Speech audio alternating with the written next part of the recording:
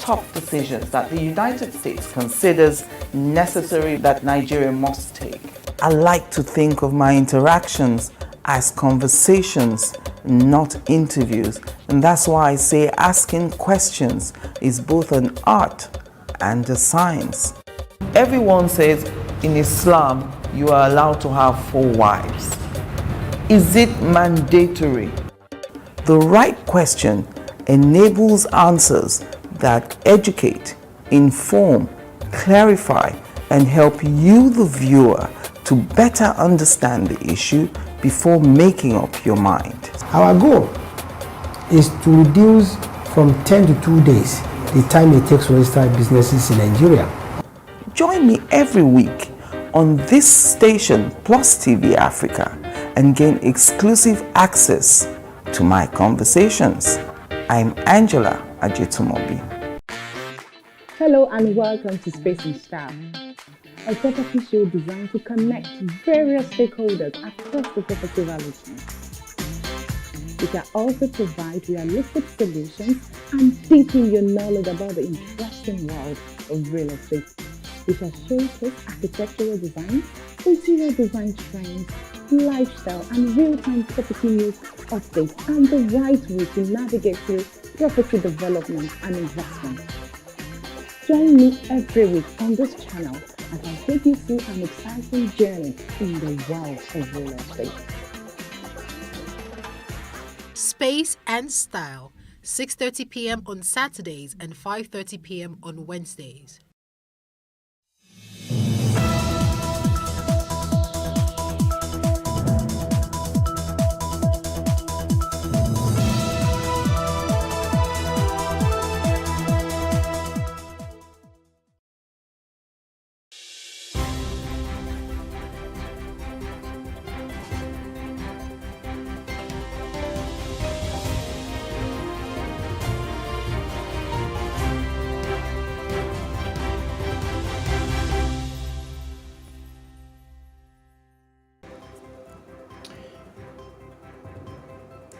About 2,340 delegates of the All Progressives Congress are expected to decide the fate of the party's presidential flag bearer in what has been described as an open contest.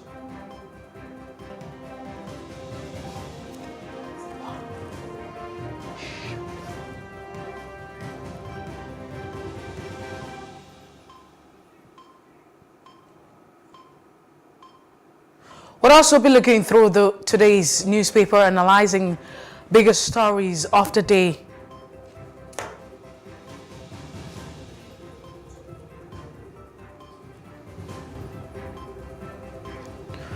Welcome to the Breakfast on Plus TV Africa. It's a beautiful Wednesday morning, and I think that Nigerians have been up and running. It's good to be back on your screen. I am Messi Boko.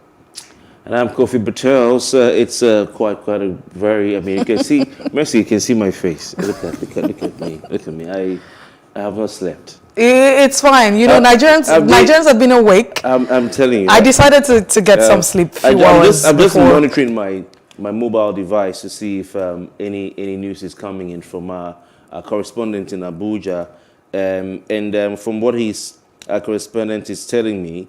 Right now, they're still voting. Those from Yobe State were on the queue last time I checked, getting their voting done. The APC presidential primaries is a talk of town. You know, we'll look at that as we go on today. But just to say that yesterday, a lot of things were trending. Anyone who came up to speak was trending. Anyone who said anything was trending. You know, it was quite interesting. We'll talk about that in detail today. But one of the side attractions was, of course, the musicians that they brought. You know, any musician that came up was trending. So people were talking about the likes of Stereo Man, talking about the likes of Stereo Man who sang Sample Ekwe, talking about the likes of the surviving member of Danfo Drivers, and also talked about Shino Peters, you know, who came to perform. Then they said, oh, maybe the current musicians refuse to perform, and that's why the party had to go for old. It's more like a boycott. Mm-hmm. But we don't know. But then another person else said, oh, this is just how the party is. It's just a party of old people. But but you can also take out the fact that if you say it's a party of old people, not necessarily, but the fact that, I mean, if you want to juxtapose that with this artist or artists, you want to say that they're very talented, but a lot actually has been going on. Now, for me, it's the fact that it feels like the entire country has not had good sleep for up until this moment. A lot of people have been up. I mean, you could see everyone very active. I couldn't have imagined. So it feels like there's some kind of progress. Yes. We're moving away from what we have been described over time as being docile. Very docile people who are not interested. You find people logging in. You could see their engagement on Twitter, on other, social media platforms. It just tells us that the energy is getting very different at this point. The APC primary yesterday was like a football match. People, some were saying, I wish I had placed the bet. Why? On who was going to win. It was like, and I kept reminding some people, on radio that it reminds of Atlanta '96 when we all stayed up to watch Nigeria versus Brazil and Nigeria versus Argentina. So it was quite interesting. I've almost lost my voice. We'll talk about that later today. But on the breakfast, let's start with the first top trending story. Well, looking at the top trending this morning, it's been generating different reaction in different spaces. Now, commercial motorcyclists and police officers attached to the Lagos task force have clashed in Idiaraba axis of the state. Now, don't also forget that on the 1st of June, the government of Lagos State, the state government has said we're going to effect, the ban of Okada. It's not the first time we're talking about it in different, local government across the state. And it has not really, been very well with a lot of people. So you have those who are saying, hey, as much as it sounds like a fantastic policy, but the timing and the action following the timing cannot be commensurate. On the other hand, you find out that this is even not the first time, and so why do you have to ban what you have that has been banned already? So it's like a reban. So you're saying you're banning, because if we can remember vividly, this policy has been put out, statement has also been said, but have we been able to follow it to the latter? But it was a different one yesterday, because you have, the motorcyclists resisting police officers deployed in the area to enforce the state government's ban on motorcycles. Now, in this part of Lagos, it sounds like different part, the island and the mainland. But in this part, where the big boys are. So in this part, I think that the level of compliance has been, commendable. I have seen places. Yesterday, it was just around the axis where I live, and I could see that people were doing a lot of work. Yeah, island girl. Say again? Island girl. Right. So, and this morning someone was telling me, oh no, people on this side, they don't really have so much troubles. So you're going to have a lot of that, with people on the other side of the divide. So you're talking about Apapa. Now, long and short of all of this is that, obeying the ban and enforcing the government policy on the ban of Okada hasn't been very fantastic in different parts of Lagos. And yesterday was something else in this axis that we mentioned in Idiaraba, where we could actually see, there were pictures. You also have, videos to that effect when these police officers came to ensure that the ban is respected. Then you have these motorcyclists setting up these bonfires with tires, and that also causes scare for members of the community. But truth is, at this point, I think we need to come to a consensus. Whatever the case might be, we might not continue like this. It feels like we need to come to the table and have a conversation. Dialogue would solve every problem. Two wrongs can never make a right. But Kofi, what are your thoughts on this? Well, of course, these are some of the teething problems you have with implementation of such policies. Nobody is going to sit down and allow their source of livelihood just to be taken away by government. It's expected that people will react in such a way. It's expected that they would kick back. But I have it on good account that some of the policemen in Lagos State are taking advantage of this Okada ban to make brisk business. And I think also this is not just you're not just seeing reaction to people losing their business. It's also probably seeing reaction anger at the actions of the police as well. But this time in Idiaraba, of course, this is enforcement of the ban. But we're hearing that the policemen are arresting Okada riders and seizing and impounding their motorcycles in local governments outside the 6 in Lagos State that the state government had ordered the ban on. So, of course, this is coming 2 weeks after another clash between the police and Okada riders in Ojo, area of Lagos State, if you remember that one, after the same enforcement team from the police tried to enforce this state government ban. But some observers are saying, to the government, mercy is what they're saying to them. See, when we're kids, they will tell you sorry and then they see you. Why? Because it was in this same Lagos that people came up with ideas to use technology, right? Technology to run Okada. So sort of have ride-hailing services, but for Okada. You take your phone, you go to mobile app, you do pim, pim, pim, and then somebody's going to come and pick you. Uniformed, wearing a helmet on a very, very good bike. Profiled, identified. It's something that government could have keyed into. Private sector is always come with ideas. The reason why Lagos is the way it is, in fact, Nigeria, is not because government is doing anything spectacular. Lagos is thriving because the private sector is one of the best in the world and doing all they can. What is government doing?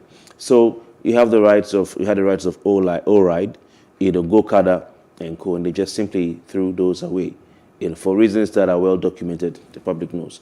So right now they're reaping the fruit of what they sow, and it shows the ineptitude of those we have in government at the federal and state levels, this time in the state, And so, it's just basically what they have created, misgovernance, lack of ideas, lack of vision. Government came up with policies in Lagos State.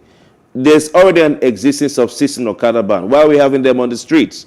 It's because you refuse to do your job as a state government. You failed to do your job.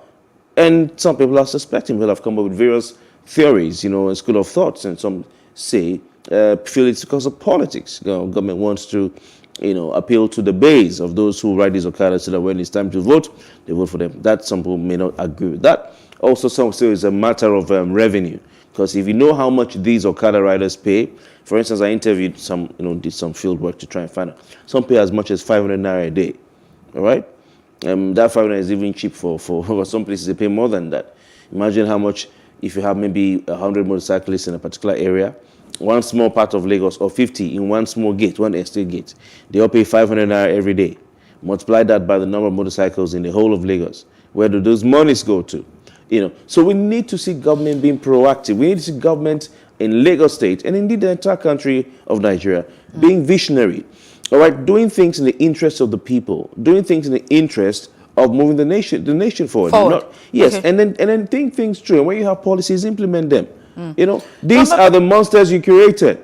These are monsters the government created. So that would be part of the lyrics of, Burna Boy, the monster that we have created, what we have to deal with. But if you look at some of the argument that's been put out, I'm thinking, like you have rightly mentioned, it would be important to have policies, but at the end of the day, policies should actually reflect the interest of the people. And that's why government exists at different quarters. And so, yes, this is not only in Lagos, because you have in different states where, the ban of Okada has been on top of the front burner. And usually the excuse has been that, these bikes, they have actually caused a lot of casualties. People have lost their lives. They have also constituted to crime and criminality. And so we need to reduce their operation. On the other hand, you begin to ask, is it possible for us to begin to control who these bike riders are? I mean, those who have access to this, and that's why you call the private sector, on the other hand, and the fact that it was dismissed. But it brings us back still to the point that whatever policy it is, it needs to be thought through. You can't just wake up and implement this policy without having a way. We still have to query. As much as we say, we cannot import rice into Nigeria, is one of it. It's a policy. We banned the importation of rice. We don't want it because we want to encourage, local production. All right. But what's the substitution for it? That's the question. All right. That's a good question, man. So we need to move on. Let's look at another one where the Pan-Igbo Social Cultural Organization, Ohaneze Ndigbo, wrote a letter. Yesterday we received that letter right here on Plus TV Africa to President Muhammadu Buhari, called it a goodwill message to Mr. President. This was signed by Ambassador Professor George Obiozo, who is the President General of the organization Ohanaeze Ndigbo Worldwide, dated 7th June 2022. This is on the occasion of the national presidential primaries of his party holding at Eagle Square, Abuja now. This is the thesis of this letter. And this is what Professor George Obiozo said, quote, "I wish to take liberty of this message to once again appeal to Mr. President to take serious consideration the security situation in the country, or in the Southeast Zone, and across the country. In this regard, there is a compelling necessity for the release of Mazi Nnamdi Kanu and his group as we seek for political peaceful solution to the problem of insecurity in the Southeast." I think that is the thesis of the statement. The congratulatory thing was just protocol, but this is the thesis of what Professor Obiozo is saying. Yes, well, I really don't know, because it feels like this already has been overwhelmed by, the APC primaries. I'm not sure how many persons are even paying attention to all of this. So it's more like you have to appeal at this point in time. It hasn't, you don't have to, be dependent on the stick approach. So you have the carrot and the stick approach, but at this point in time, I think that the Ohanezes are, falling back to the other approach, which would be, the carrot approach, and they're appealing and they're asking that the president would consider, because in all of this, the crux of the matter would be the release of Nnamdi Kanu. But some people have argued that this is actually a political concern. It's not necessarily, it's a legal issue, and so because it's in the law, it should be. But we have seen the process. We have seen the entire process to all of this, and it's been faulted by legal practitioners saying, hey, if you look at the issue, if you look at, the process in getting to this point, it hasn't really achieved anything. And once upon a time, there was also some suggestion saying that maybe, there might just be a discourse and dialogue with the president to come to some point of consensus and say, hey, we need to release the man who is in custody. But let's see how that pans out as we proceed. All right, what do we have next? Now, still on top trending this morning, Timi Dakolo reacts to the use of a song. I'm trying to remember the title of that song, but it talks about Nigeria, great nation, great people. And that song it comes with some kind of spirit. Usually if that song is played, I get to feel goosebumps, The lyrics are really very strong, and they get to me. Almost like the national anthem of the people. Say again? Yes. Yes, it's because a lot of people, some people say young people don't want to hear the Nigerian national anthem, and this one, when you sing it, they prefer it. Yes, I mean, if you play that song anytime where I'm around, or I'm around where that song is being played, I just feel some kind of way, and if not, almost already shedding a few tears. Oh, wow. That song is very, very. I'm serious. I'm not joking here. There's something about that song, but he's raised some concern about the song and saying, hey, how can that song, because the song was actually played, and then he said, oh, in a Senate climb, you definitely would need to get a permission of the artist before playing the song in an event. And he said, oh, a lot of people get out with a lot of stuff. In this country, people just get away with so much. There's been mixed reaction. For those who are saying, oh, this young man wants to trend at this point, is that what we're talking about? But also looking at some issues. Some people have also looked at the musical copyright, the right? Intellectual property, protecting all of that. It's also still part of the process of governance. If we have to do the right thing, then we have to do the right thing. But at what point should Timi Dakolo's song be played? Can it be played in public in such ceremony? Because some people are saying if you have a song, that's what the copyright law talks about, especially when it's related to music. It would be expected that if a song is played in public, if a song is already made public, then it can be used at different points because it has already been made public, and the issue of having to pay, what's it called again, protects the intellectual property and all of the rights have been taken care of by the virtue of the fact that you make it public in different spaces. So for instance, I don't want to begin to mention for the sake of, promotion advertising at this point in time. So you have different platforms that this song can be on. And so if you have acquired this song, is it possible that you can put it out, play it in different spaces? Some of these artists, you have their songs being played in different occasions, personal occasions, but of course they're still very public occasions. So what's the difference with this particular one? All right, I think you've said it all, Mercy. With analysis there, Timi has kicked against the usage of his song, and of course you've rightly looked at the copyright issue and the copyright laws, which are really barely enforced in this country. But of course, there's something called fair use, in a way you use a song not for profit, but just for what is meant to be used for, which is people listen to it. For instance, if I have a TV station and I play a song, and I'm using that song to make money, or I have a radio station and I play a song and I'm using that song to make money, or I have an event or something where I use that song for profit, then of course I'm using someone's intellectual property, or whatever I want to call it. So I don't know. I don't have a full grasp of Nigeria's copyright laws, but I think the DJ, I was in a position where I couldn't hear all that was being played out, so I was listening to the speeches. The DJ from that rally last night was, I think, the side attraction. He was a star. A DJ was a star. He came up with songs and was playing stuff, that brought a bit of a comical feel to everything. He even played a Yahoo song for the vice president. And a lot of other, it really just added some life to it. So if the DJ was the one who played that song, I don't think that Timi has any complaints, because he was just playing songs of different artists. Exactly. Fair use, just people could dance at the venue. He was DJing. If it was an official performance, like you have Super Bowl, if you play a song at Super Bowl, it's a commercial event where people are watching, and it's not just tickets are being it's not gutted. just a ticketed event where people go to pay, but also on TV. There's a lot of adverts and people tune in, and the performances are a big part of the Super Bowl. So you would want to expect that the NFL in America would write to the artist to say, even if you're not inviting you to perform, your song is on the set of the program. Exactly. It was a free event by a political party, which is a voluntary organization, sort of an NGO.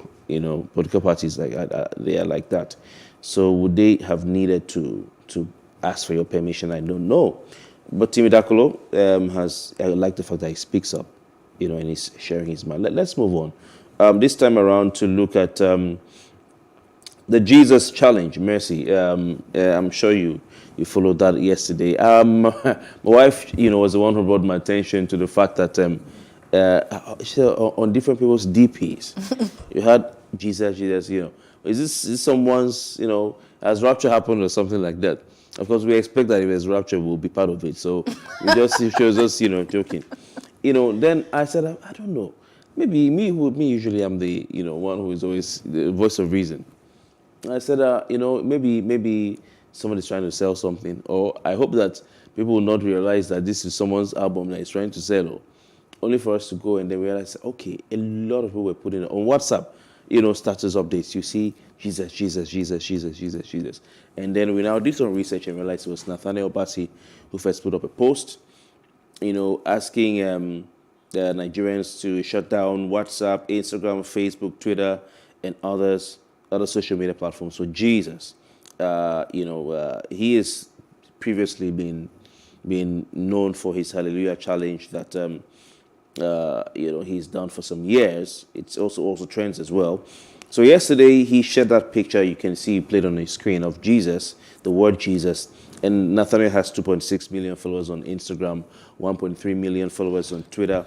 He asked them to make it their profile picture and share it over their social media accounts. And this is what he said, I quote, "Can we make this picture a profile picture and tweet at 12 noon? Let's release at 12 noon. Let's release a precious ointment over our land and nation." And he put Jesus, he tweeted. So at about 12 p.m., a lot of Nigerians, gospel, fans of gospel music and Christians did that. And on Twitter, Jesus was trending. It had more tweets than I think any other local trend at the time I checked yesterday. And I have one question for you, Mercy. Did you update your status? I was going to ask you the Did same. you update your profile picture? I was Did you going post on to social media? I was going to the ask you word the Jesus? same. No, I didn't post on social media, and it doesn't make me less Are you sure you're a good Christian? No, it doesn't make me less of a Christian. It doesn't even make me not being a believer. Of course, my religion is I believe in God, I believe in Jesus, and I believe in everything that he stands for. But me not posting that does not make me less of a Christian, because I felt like it was more like I'm going to be pressured. That's how I saw it. A lot of people were posting that, and so if I had posted that, it would mean that I'm being pressured. That's how I felt. Like if I had posted it, I would have been pressured to be part of it. But I understand the reaction that follows, a lot of people, Popular Daddy Freeze had talked about it. A colleague as well, he said, he shared his own consent. So he said Baba one trend. Yes. I think that the reason why a lot of people, even those who are Christians, have come out to not really support this particular trend, not like support it, is the fact that people are thinking that, hey, come on.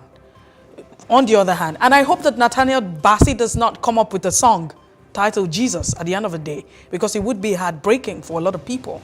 Now, we are still few days after the Owo attack. It's been a lot. It's very emotional, and there's no way you're going to talk about that without thinking.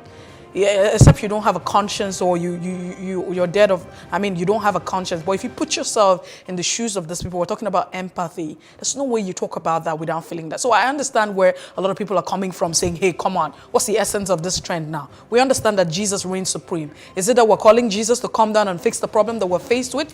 Calling Jesus to come and fix the issue of insecurity? The crowd who were saying, Christians in Nigeria should stop all the Jesus thing and go, and that's what some people said. I'm just quoting.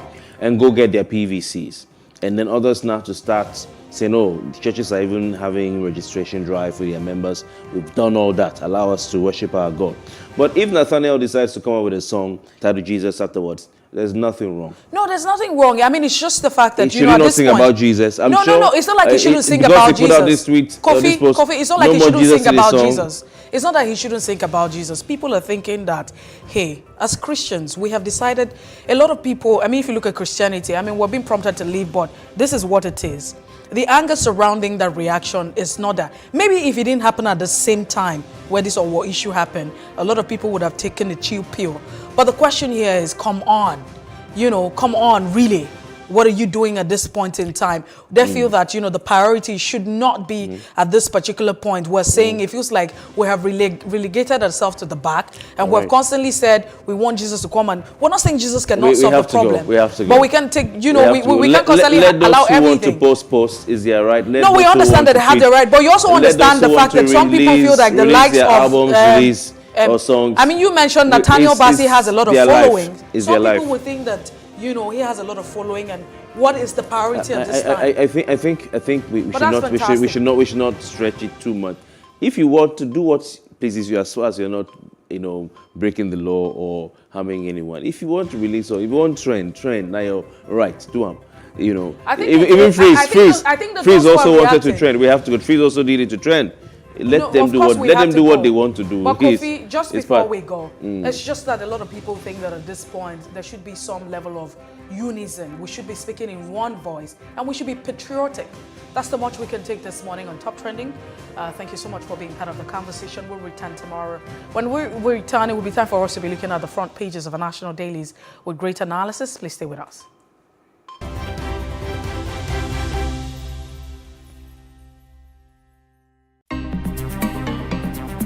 Life can be fun and rewarding, but it also comes with some risk. As in business, you win some, you lose some. And that's why you need to be wise in the choices you make. It's like placing a bet. Again, you need to be wise. Wise in choosing an innovative platform with the highest market options and highest odds ever. That's why Winners Golden Bet, the leader in online, in-shop, virtual, and live sports betting, gives you enhanced platforms that offer you the best chances of winning. For betting on live soccer matches, live dog races, and virtual games. Winners Golden Bet is your best bet. Instant payment of winnings guaranteed. Play online or in any of our numerous shops nearest to you. Hey guys, be wise. Play on Winners Golden Bet. Winners Golden Bet, the wise choice. So what are the top decisions that the United States considers necessary that Nigeria must take? I like to think of my interactions as conversations, not interviews.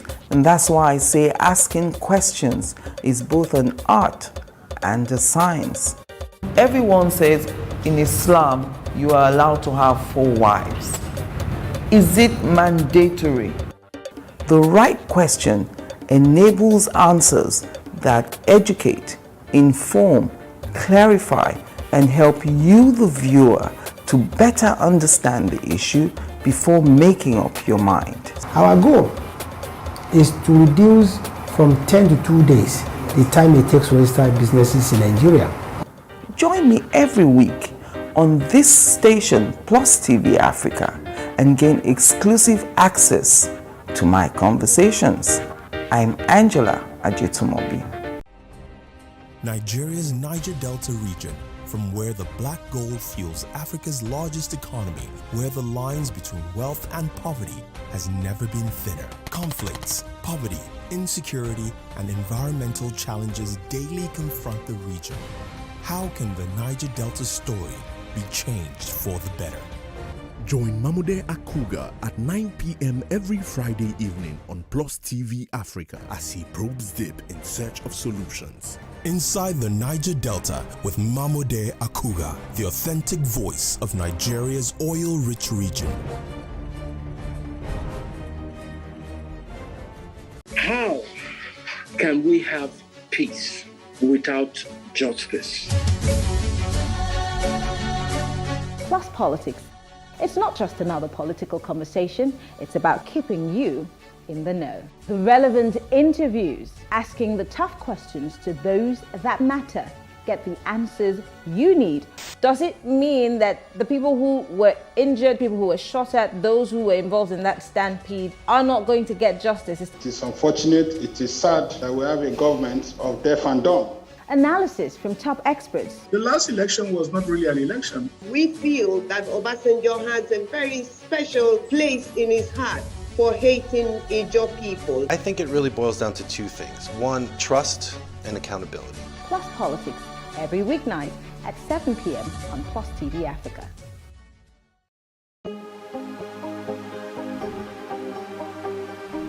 This is it for upcoming artists to blow in Nigeria.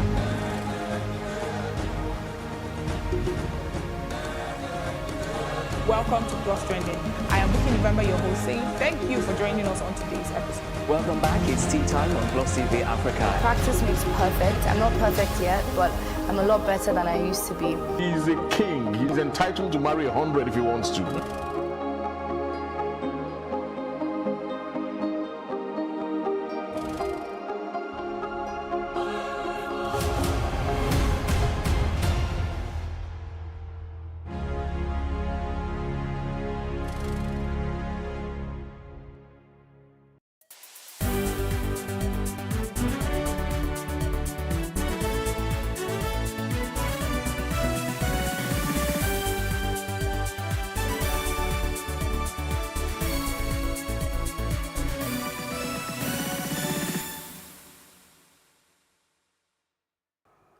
Welcome back to The Breakfast on Plus TV Africa.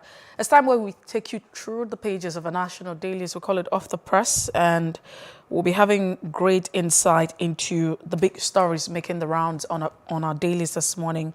We have a guest joining us via Zoom, Tunde Kolawole, a legal practitioner. Tunde, it's good to have you join us. Good morning, my sister. Thanks for having me. Thank you. Are you probably somewhere around the Eagle Square now? Well, not really, but I was monitoring the news via television and radio channels throughout the night as well. All right, that's on a lighter note. Let's start off with the Daily Independent newspaper. APC delegate elect presidential candidate. That's what you find on the Daily Independent newspaper. And how Nigeria can save poultry industry by association. Owo shootings, WHO to support FMC, Ondo government. You don't need medicine if you eat right, NAFDAC tells Nigerians. That's cool.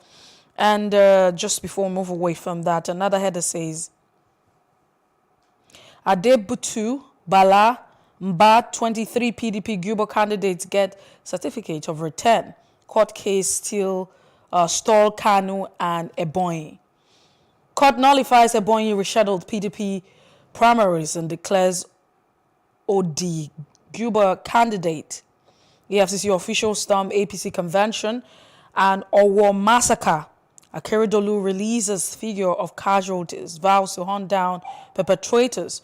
Jigawa APC delegate dies in Abuja.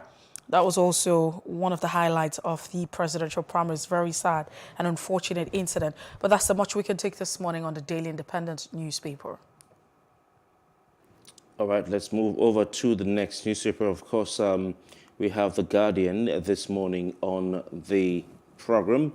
Not too much, as usual, the focus and attention on the activities right there in Abuja, the Eagle Square, where the ruling party, the All Progressives Congress, is having its presidential primary. Maybe that gives us some indication as to where the state of journalism in Nigeria is today. Yeah, there's a lot going on that can still be written about, but it's just a front page. Consensus fails as 14 aspirants on ballot of APC presidential ticket.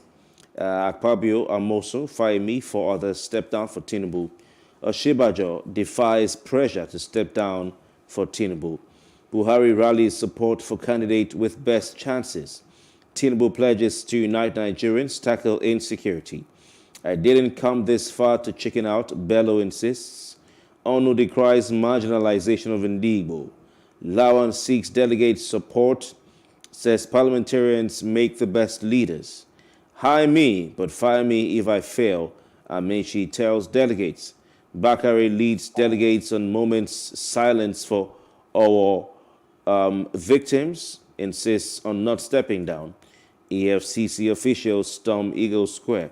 We'll look at more of the stories coming on that front page. 22 confirmed dead in Ondo church attack as UN Secretary General. Others condemn killings. Really sad one. 600 million persons fall ill, 420,000 others die globally from toxic foods. IPOB raises the alarm over alleged plan to seize guns in Southeast. And MKO's son, Kola, pledges commitment to nation building. This is after he emerged presidential candidate of one of the political parties. Makinde announces Bayo Lawal as running mate for 2023 governorship polls. Are the headlines on the front page of The Guardian. Time to bring in Tunde Kolawole, our guest analyst for this morning. Tunde Kolawole, the big one, the All Progressives Congress presidential primary, or what they call the special convention holding right there, the Eagle Square in Abuja. Your thoughts on all the paper has summarized, or the papers have summarized the speeches by all the aspirants, and the fact I think the Guardian's focus is on that the consensus arrangement failed, or the consensus plan failed. The president's clarion call was not heeded, and it was everyone going for broke, 14 of them. Well, you and I will remember that before the convention eventually began, there was so much anxiety in the land. All of us who are not even politicians were unsure of what is going to become of the APC if they were able to get their acts together. But surprisingly, they were able to weather the storm, and most of them behaved like a gentleman. They attended the convention to select the presidential candidate. Eventually took place without any major hiccups. The only hiccup I could see was when the Vice President, Professor Yemi Oshibajo, arrived at the convention ground and was going on to greet the delegates. The delegates from Lagos State, rather than cheer the Vice President, they booed him. While the state delegates who were supporting him hailed him and they were shouting, "He has won, he has won, you have won." And then, of course, too, you will see that when Tiwaju stood up to deliver his speech, he nearly fell down, and it would appear that there was tremor in his two hands and all that, which might be signs of Parkinson's disease.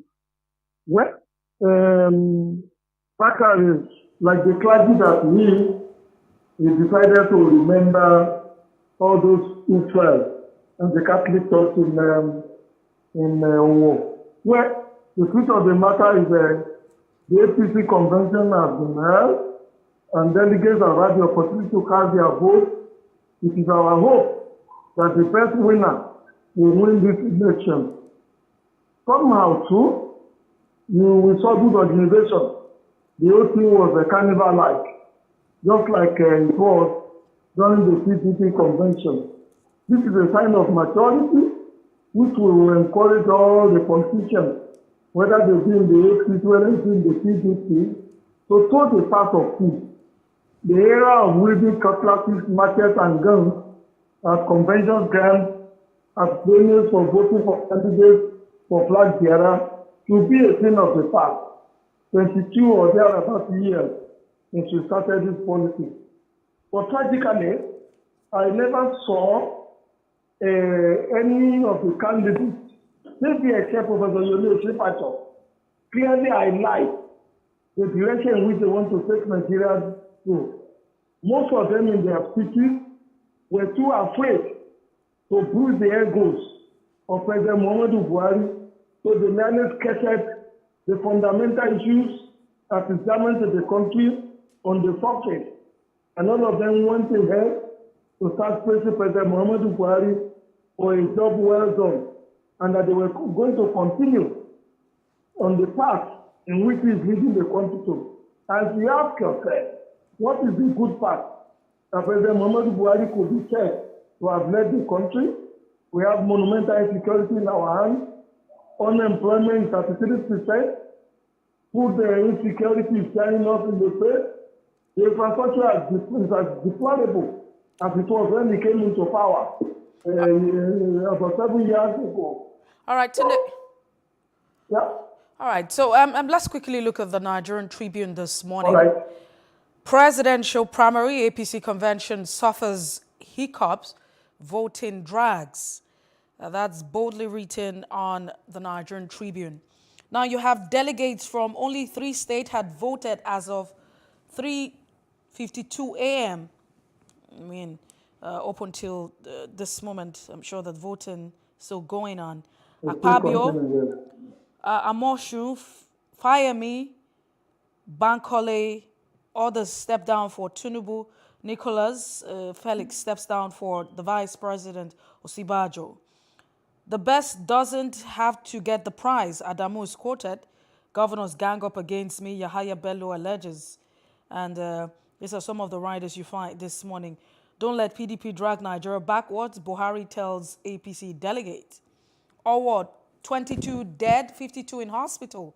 Akeredolu is quoted on that, verifying the figures or the casualties. Attack will be thoroughly investigated. The IGP is also quoted to say that. Makinde picks Bayo Lawal as running mate for 2023 elections. Fulani attack, I don't need your prophecy, Soludo replies Catholic priest. Tension as Okada riders go on rampage in Lagos. And we just come down underneath below the front page of the Nigerian Tribune.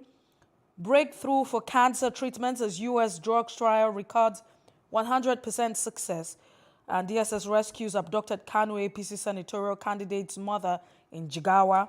Universal basic education and marks 2 billion naira for 2022 nationwide schools personnel audit. The headlines you have this morning. But let's start off with the away from the APC primaries and all of the concerns. The tension as Okada riders go on rampage in Lagos. And we're talking about that clash that happened yesterday in Idiaraba. What are your thoughts? What can we do at this point in time? Well, it's going to be difficult for the government to enforce the ban on Okada riders in Lagos for so many reasons. One is constitutional, and the other one is self-inflicted injury. The constitutional issue is this. What government is supposed to ensure that people have a means of livelihood. And most of the people that you find riding the Okada today, it is because they want to be able to earn a living. So when you deny people the opportunity to earn a living, they are likely to put up a very, very stiff resistance. That is what we are seeing in Ijearaba in Lagos yesterday and the day before. Furthermore, you and I know that under our constitution, you cannot restrict any Nigerian citizen from moving from one part of the country either to settle or to work or to do business. When you do that, or any government that does that, is likely to incur very, very serious liability in terms of infringing on the freedom of movement of Nigerian citizens. Furthermore, you and I do know the Okada riders are created not also by politicians. Each time there has been election, the APC especially will mobilize the Okada riders to vote for them. They give them face cap, they give them t-shirts, they give them cash elements. Now that they have become a menace, it will be difficult. But the same people have always supported them. But the same people have always used them during the election. But the same people want them to vote for them when the election comes in 2023 to really put his foot down and say he's stamping out or taking out all the Okada riders all over the place. Furthermore, you and I do know that the Okada rider issue is also very complex to the extent that the National Union of Road Transport Workers, the Road Transport Workers Union, and some of these allied transport unions we have all over the places and all that live on the proceeds that they get from the Okada. They run their union through the proceeds that they get from the Okada. And if that is that, we also know that most members of the transport union are card-carrying members, especially of the APC as a political party. And it has always been said, as it has number, when there are issues, that the transport union are critical stakeholders in the APC, for example, and most of the political parties in particular. And besides the transport union, the money that the Okada, that the union collect from the Okada riders is not just meant for the unions alone. With due respect, the police, it has been alleged, partake or share in it. It has also been alleged that the community leaders, the elders, the obese and the violent, they also partake in this thing. We have also been told that some of these funds goes as far as being used to power, to fund the different political parties. Not too long ago, a Premium Times published a scathing report that in Lagos alone, that union makes as much as 260 billion on an annual basis, which is enough money to fund the budget of 6 states in Nigeria. Before now, all these things have been going into politicians, individual violence, and community leaders and union leaders' pockets. So this is the situation of things. How do you now wake up overnight and say that you are finding this thing? I suspect, or I am to say, it's going to be very, very serious resistance from those who live on the proceeds that they get from the Okada as a means of transportation. For the hiccups in the APC, well, it should be expected. It was a behemoth, a mammoth crowd. You have 3 delegates from 774 local governments from all over the country, and the convention that ordinarily should have started very early, I think about 6 or 4 in the evening, didn't quite begin until about 10 at night. So the lateness that we are seeing in the delegates casting their votes for their respective candidates should be emphasized. I think what is important is that they have been able to maintain the peace, and we have also seen some orderliness in the way and manner that they are casting their votes. If they are able to maintain this to the end of the convention till the candidate emerges and all that, Well, we should give them kudos. And then we should also pray that the best candidate should emerge from the convention of the APC, who will be able to square up with the candidate of the PDP. The country is in very, very serious problem, economically, socially, politically. It is only the best hand among the different political class that should get the flag to run for the election. Unfortunately, with all the candidates that I saw in the APC, I'm not too comfortable with any of them. I don't see any of them that can really take Nigeria out of the woods, out of the economic quagmire that we have in the country today. For me, all the candidates are part and parcel of the problem. And if they are part and parcel of the problem, I don't see them suddenly becoming the solution overnight. With the Owo massacre, it is a tragic. No one could expect that kind of a thing will happen in the 21st century. That in broad daylight, certain persons will march openly to a church and where worship are taking place and start killing innocent people, including children. It was a gory sight, and I saw children's throats being slaughtered, old women's throats being killed, and there are all manners of atrocious atrocities carried out in that church. I suspect that the horrendous visit that was made to Owo may have been targeted at Governor Akeredolu. You know, he was one of the people that first came up with the Amotekun cause. And then the Amotekun cause has always been very, very active in Ondo State, so that they are able to reduce the level of criminality that is taking place in the forest and around some of these towns and cities in Ondo State. And you know, Akeredolu is from Owo. Secondly, too, he's been very rancorous and loud about the need for the southern Nigeria to get the presidency from 2023. This may be a way to punish him or to show him that certain person has the capacity to clip his wings.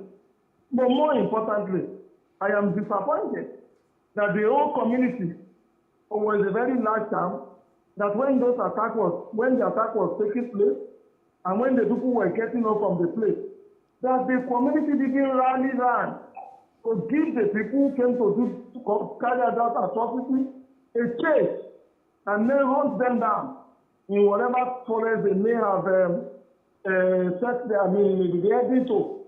To the best of my knowledge, or was blessed with a lot of very good hunters. They also have the OPC in there, and then retired soldiers, retired policemen. There are also some police stations around the vicinity of the church where that took place. What were these people looking? When a thing like this is happening, what security agencies were supposed to do is to seal off all the roads that lead in and out of the war. And then deploy them and materials in there. And then the hunters will also go into their room and whatever they can lay their hands on, whether they be guns, whether they be cutlasses and knives, and give the people a good, a chase, a run for their money. If they have been hunted down, like the animals are there, I am sure it will send appropriate signal to whoever may be planning in future to also carry out that kind of horrendous atrocity on any community in Nigeria. Our people are too docile, they are always too afraid, they are always too scared, they don't want to risk their skin. That people will be killing your kinsmen, and then you go and hide under your bed and allow them to kill them and just walk away like that. I feel disappointed with your community in their approach or in their reaction to what has happened in their community. All right, Tunde Kolo, let's quickly move back to the first paper, which is the Daily Independent we looked at today, and a departure from the politics of the day with the Nigerian poultry industry in focus.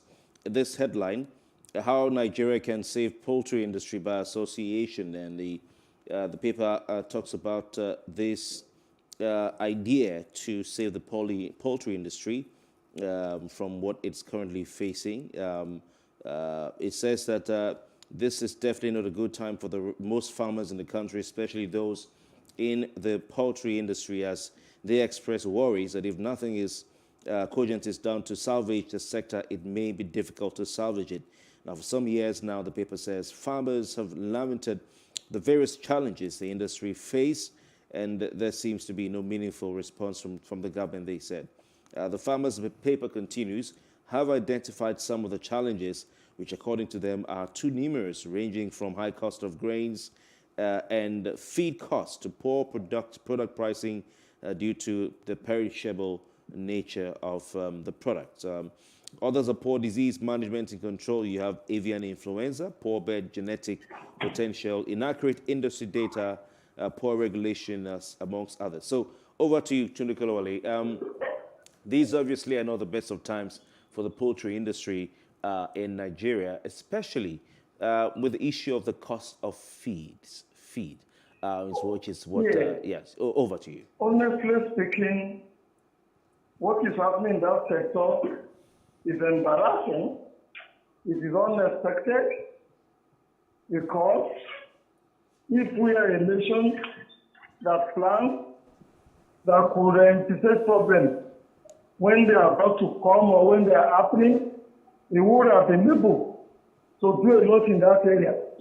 And you also know that poultry is a very good and very vital source of protein. You eat the chicken, you also get the egg in there. Most of the conventional industries depend on the egg from the poultry industry. So the truth of the matter is, with all the challenges that the farmers are having, accessing or getting to their farm in northern Nigeria and then in southern Nigeria, they are able to grow corn, maize, and some soya beans, and some of these other farm products that are used to produce the poultry feed. Furthermore, too, the cost of grain has gone up beyond the reach of those very poultry persons. I mean, the producer of animal foods, chicken foods. Again, I'm also told I have learned that ordinary medicine that the poultry animals will require to maintain good health and grow healthy are also very, very expensive now. How do we now solve this problem? We need to be able to get the farmer back to their farm so as to be able to produce the ingredients for producing the poultry feed. We also require to subsidize the cost of importing the drugs that the poultry animals require to be able to live a very healthy life. It's a very, very tricky situation. Tricky in the sense that except we solve the problem of insecurity, except we're able to get the farmers back to the farm, except we're able to bring in drugs and vitamins that the birds require for healthy growth very cheaply or subsidized, the challenges in that area is never likely to be solved. Whereas if we're able to address it, millions of Nigerian children who read agricultural science, who read animal science, who read soil science, we could drag them, we could encourage them, we could empower them to go back to farm and then begin to rear poultry animals as a means of occupation, as a means of creating jobs for themselves. Without being able to do this, I am sure, or I can say categorically, that we might not be finding light at the end of the tunnel. Security is very key to solving this problem. All right, let's quickly move away from that now and still looking at the front page of the Nigerian Tribune. It talks about breakthrough for cancer treatment as the United States drug trial records 100% success. Well, that's a beautiful day. Yeah, you and I will know that all over the world, cancer kills millions of people. And there are all sorts of cancers. Skin cancer, cervical cancer, breast cancer, lung cancer. Our illustrious King Kanifa died of throat cancer. The wife of General Ibrahim Babangida a lovable lady died of cervical cancer, and so many other persons. And thank God, the scientists in other parts of the world are not resting on their oars, unlike our scientists around here, who seem not to be doing any research in finding solutions to some of these deadly diseases. If these people are able to come up with this new way of treating cancer, like they have done for cervical cancer and some of these other cancers that I'm aware, they now give injections or they now give vaccines that kind of limit the rampaging nature of the different cancers that we have, especially those cancers that affect women. It will be good for humanity as a whole, and then we should all applaud. Tunde Kolawole, quickly, because we're just going to round this off now. But can you also share your thoughts on this, where you have NAFDAC saying that you don't need medicine if you eat right? I mean, this is actually a statement to Nigerians. NAFDAC is saying you don't need medicine if you eat right. No, that is not true. That's a very lazy approach of looking at it. So it's called preventive medicine. There are some diseases that are not amenable to food treatment. I give you an example. Those who have bone injuries, those who have things like cancer, those who have heart problems, I'm not too sure there's any amount of food that you can begin to eat or consume, or a diet regime that you can maintain that can heal you of some of those debilitating health challenges that I've mentioned. Autism is there, mental illness is there, and so many other kind of diseases that are not amenable to just merely living on a regime of vegetable or vitamin or what have you. The truth of the matter is that a combination of medicine, whether herbal or whether the orthodox Western medicine, and good food are proven to be very efficacious to really treating or managing whatever diseases people may have. So it's wrong for NAFDAC to start misinforming the public as regards how they should go about treating or managing whatever health challenges that they may have. Let us be honest with ourselves. We need a combination of things to be able to manage some of these very, very serious diseases. All right, Tunde Kolawole, thank you very much for your time. I would have wished you had more time to take your thoughts on someone who is your... I wish we would have had more time to take your thoughts on other stories, of course, making the rounds in the papers. But of course, we don't have all the day. But we want to thank you very much for joining us and look forward to having you join us again. Thanks for having me. All right. Thank you very much. All right, we have more discussions coming up right here on The Breakfast. We'll be back after this break. Please stay with us.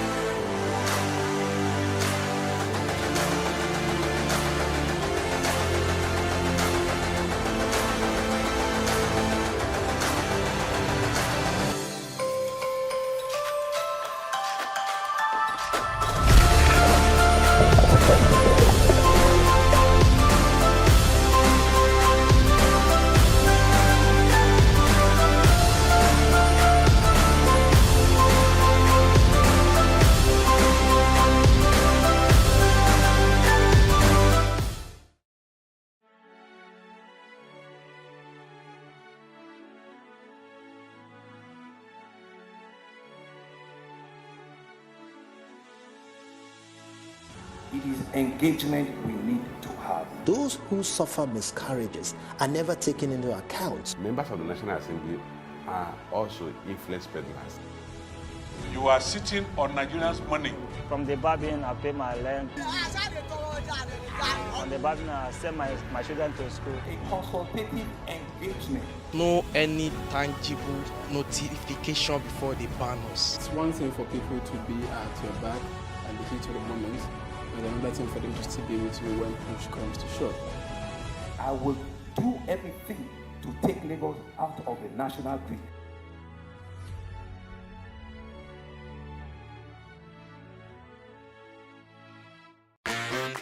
Hello and welcome to Space and Style, a property show designed to connect various stakeholders across the property value chain. We can also provide realistic solutions and deepen your knowledge about the interesting world of real estate.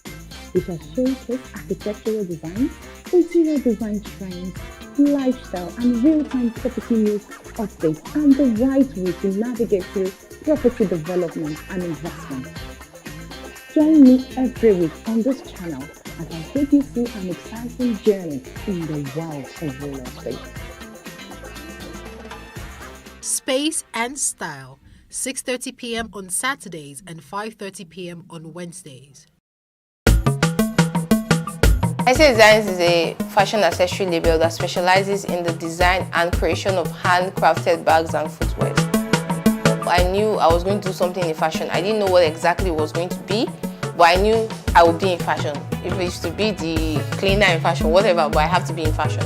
When we started off with just strictly bag making. But then you get people say, oh, can I get a matching shoe? And then over time, people say, oh, I would like to give my boyfriend a wallet, but I want it with Ankara or something. So over time, we had to listen to our customers and infuse their ideas into our brand. Okay, we wanted something with the African touch, with the Nigerian feel. We make leather bags, but if I'm making a leather bag and I put it in a store, if you don't know IC Designs is Nigerian, you probably think it's a foreign bag. So what's the point of promoting something that is not, if you look at, you can't link it to Africa, you can't link it to Nigeria. Wanted something to promote Africa, wanted something to promote Nigeria. We also want to empower our artisans here. So that's why we keep our content local, raw materials local, production local. We still get a lot of people from around the world ordering from our website. So I believe it's because of what we've built, the brand we've built over time that still speaks for us. In the last 3 years, we've done over 10,000 items. We've sold over 10,000 items to both corporate clients, retail clients, and wholesale clients. Businesses in Africa can be very challenging. In Nigeria, it is particularly intimidating, and successful builders have learned how to navigate a hostile environment to unlock opportunities. But one major challenge businesses face is how to filter through the noise and identify where their ideal customers exist.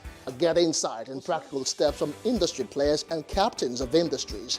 Hear success stories to help you make informed decisions as you scale your business in Nigeria. Watch Business Insights at this time on Plus TV Africa.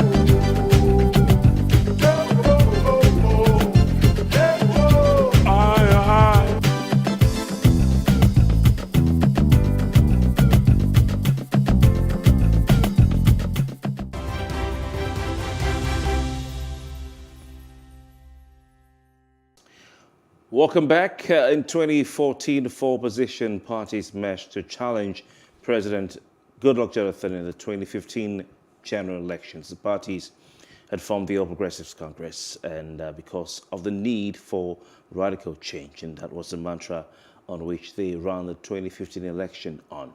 Now, the merger in 2014 includes the ACN, led by Nigeria's former anti-corruption chief Nuhu Ribadu, the Congress for Progressive Change, CPC, headed by former military ruler Muhammad Buhari, as well as the All Nigerian People's Party, ANPP, and the All Progressives Grand Alliance, APGA. Ahead of the 2023 general elections, former Kano State Governor and Minister of Defense Musa Rabiu Kwankwaso has joined forces with some of his associates to wrestle power from the All Progressives Congress in the 2023 general elections. Now, while the proponents of the third force say the party has failed, will there be a repeat of 2015 in 2023? Joining us on the breakfast to look at this and indeed the ongoing All Progressives Congress presidential primary, we have Kach Ononuju, who is a political analyst. Good morning to you. Thanks for joining us, Dr. Kach. Thank you very much for having me. All right. It seems like you have hardly caught a minute's sleep all night. Well, it's a national event, and I don't think anybody will behave otherwise. So we are watching Nigerian history evolve. Yes, I've been awake. All right. What's been your impression of the entire All Progressives Congress primary? Are you thanking God that there was no consensus candidate, and that we had a chance to see everyone say what they had to say and, as it were, show their true colors? Well, I am happy that society pushed back at the attempts of those who are uncomfortable with democracy. We thought that General Buhari's powers will intimidate everybody to collapse and allow him to impose a candidate. And you saw it was so difficult for him to do. When he called the meeting on Saturday, people came, and as they came, he couldn't find the voice to tell them that he has a candidate. As he said earlier, they should allow him to nominate his successor. So it only got to 2 days ago that the party chairman tried to fly the kite as agreed. And you saw how elegantly Tinubu responded that the law is very clear. If they refuse, everybody should go to field for the contest. And that's where we are. That's why all of us became happy that the forces of progress were able to defeat that attempt to impose on the process. So that's where we're going. In the PDP, it failed because the forces were not united. In the APC, it didn't fail. The forces achieved that which they should do. So I think what has happened is good for the country. Let them vote. Right now, as I am talking to you, the countings are going on. Whatever comes from it, we will then know how to embrace it. But for now, democracy and the will of the people don't over the attempt by a few to impose their will on the process. All right, so but let's get to the conduct of the elections or the primaries. Now, you have reports saying that the convention suffered several hiccups, and one of such, we're talking about the vote dragging or the vote drags. And looking at the time, you have a report saying that delegates from only 3 states had voted as of 3:52 a.m. And now, like you were saying, counting is still going on. What do you make of the conduct, really, the administration of this election, and juxtaposing that, with the umpire saddled with the responsibility of conducting elections generally? What should we expect, in the general elections? I must tell you, I'm impressed with what I have seen. I also congratulate the members of the party who fought against the attempt to impose Ahmed Lawal on the process. If you notice, days running up to today, at all, he just bought a form and sat down. That's not democracy. and then he thought the cabal or whoever they have will impose him on the process. The people said no, and everybody now went to the field, which is the right thing to do. For me, the fact that they were able to defeat the intentions of those who wanted to impose Lawal, that is victory number one. Now we move to the second one. Nothing is said. You know, the original plot was the same people would block the PDP, block the APC, but as you can see, reactions like that of Mr. Kwankwaso and especially that of Mr. Peter Obi have now produced phenomenal disruptions, which we believe suddenly will make the system very, very interesting. No matter what it is, we now can look elsewhere. I understand what Kwankwaso is doing. I'm also excited about what Peter Obi is doing. Society should have choices. We shouldn't all be headed into some tricky holes and then nobody will have no way to complain from a different standpoint. This is a democracy. Democracy is all about providing choice. And the defeat of the imposition of Ahmed Lawal and the subsequent moving to go and vote, as what I've said, is progress for Nigeria, progress for democracy. I like what I'm saying, and I believe we are beginning now to imbibe the energy to challenge the status quo, and if we sustain, create a better society for the new generation. I am most excited currently how the NSAS generation were able to find a masquerade in Peter Obi. I also like what Kwankwaso has done, trying to repeat the old behavior of Aminu Kano. This is good. I think the democracy is moving forward in the very, very correct directions. All right, let's just display now a quick infographic of the contenders out there, and of course we're looking at, of course, the leaders. We have the top APC contenders. You can see Bola Ahmed Tinubu from the southwest, Kayode Fayemi, Yemi Osinbajo, of course, also from the southwest, Rotimi Amechi from the southern part of the country, south as we call it, and Governor David Umahi of Ebonyi State as well. These are the 5 leading contenders. There was a list that came up at a point yesterday. We saw the committee of the screening committee led by John Odige Onyego of the All Progressives Congress pruned the names from 23 to 13.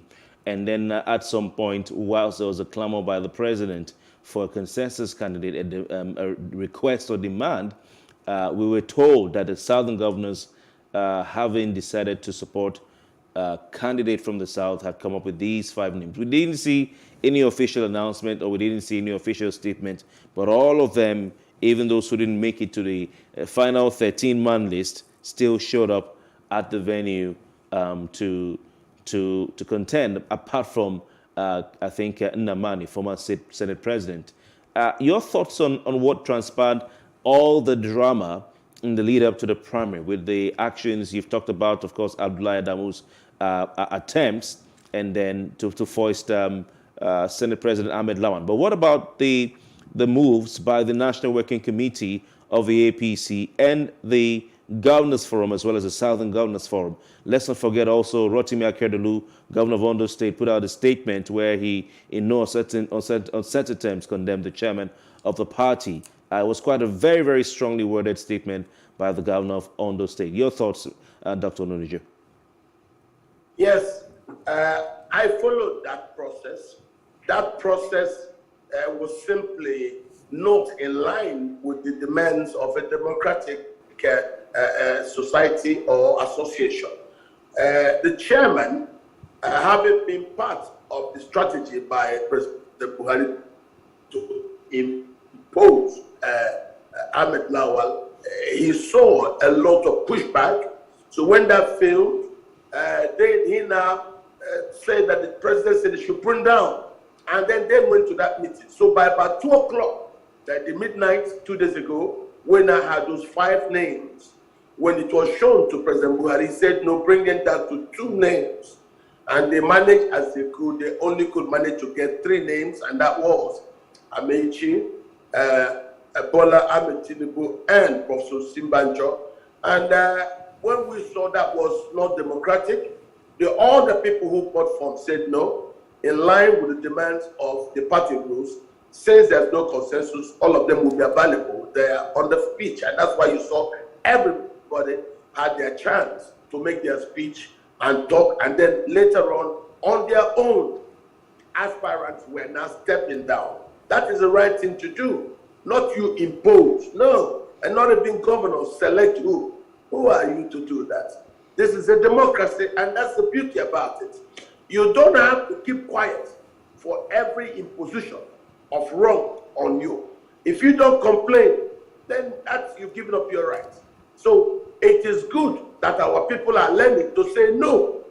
No doesn't mean I'm against you. No simply means I don't agree with your position. That's the beauty of democracy. The man says yes, we say no. He says no, we say yes. Until the interrogations will provide the public with the very, very best choice and something very, very close to what the truths are. So I believe that we are making progress. I think the events of the past 72 hours were very good for our democracy, in that the president, who was being played out, everything he thought played out by Abdullahi Adamu, because there was no way Abdullahi Adamu could have announced Ahmed Lawal without the president's authorization. So I see the hand of President Buhari in those attempts to undermine the process. And I also see as positive the courage within the aspirant circle to say no, let the right thing be done. And that's why you saw the right thing done. So we are making progress. We are making progress. If it were before, we wouldn't see men with Buhari have such courage to resist him. And that's, you can see now Buhari's living is more or less intellectually or psychologically a lame dog. So let us take our country back. Once he leaves the scene, that's when the real politics will start. That's probably when APC could now transition into a proper political party, because all along it has been like a private property he has to keep him in power and then mistreat the company and Dr. Kach and Unuju. So now we are moving forward. Now we are eyes are watching what is going on. I have no doubt we will get from here to a better place. Definitely. Dr. Kach and Unuju, let's take a quick break now and look at, the speech of the former governor of Lagos State, who's also vying to become the flag bearer of the All Progressive Congress, contesting for that elections in 2023. We'll be right back. Stay with us. As members of All Progressive Congress, gather both in celebration and in stand test of our democratic fitness. We have all waited and worked for this day to come. Now it is upon us. We must rise to the occasion. We now stand before all Nigerians. We have always said this party may well be the last best hope for Nigeria to attain its finest destiny. Thus, we shall use this convention to show the world that APC celebrates democracy by faithfully participating in it. Soon, we will freely and fairly nominate the person to follow President Muhammadu Buhari as our next standard bearer. For you delegates, this is a heavy responsibility. I know you will meet this duty with the seriousness it deserves. The convention also marked the end of the first phase of year 2023 election cycle. This primary season has been one of intense competition among those who aspire to the nomination. I commend the other aspirants for the dignity and zeal with which they have conducted their campaigns. Such strong, persistent competition will make us better as a party. By today's end, you will have selected parties candidates. We definitely want to see a great process to win. We must emerge from today a unified force, focused on the cooperation and shared victory. As President Buhari has said, our party's objective must be to triumph in the next year's general election at all levels. The candidates you select must deliver victory in the national election and have the personal gravity and national recognition to pull us through to victory in the state and local government elections as well. He must instill a sense of victory and confidence. Moreover, the candidate must unite Nigerians of all walks of life from all parts of the country. He must have the experience. He must have the experience. All right, Dr. Kaj Nuju, let's quickly share your thoughts. I mean, listening to that now, a lot of persons have described the speech as very factual, full of experience and very precise, avoiding theoretical grammar and going straight to the point of what, you know, the former governor of Lagos State holds for the country, Nigeria. But your thoughts on this one?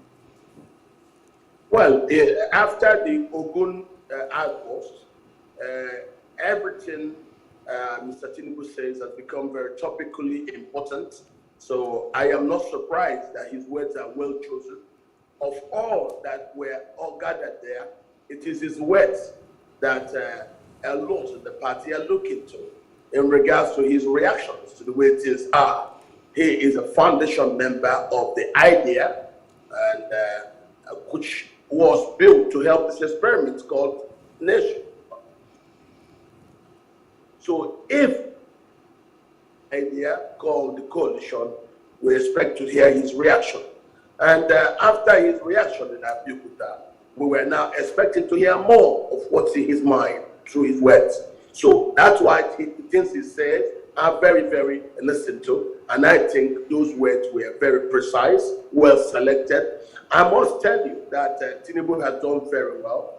When the issue of Ahmed Lawal was floated as a kite, it was the legal positions of his campaign, which was written by a son, which actually quoted virtually part of the Electoral Act, which says, this is how we should be, this is how we should be, this is how we should be. He wasn't talking back to the party.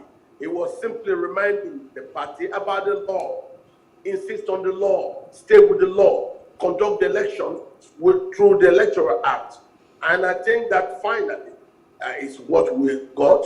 And I like the fact that he has seen himself now as the new leader of the new internal opposition in the party. Because if you understand, I will tell you politically, nature abhors vacuum.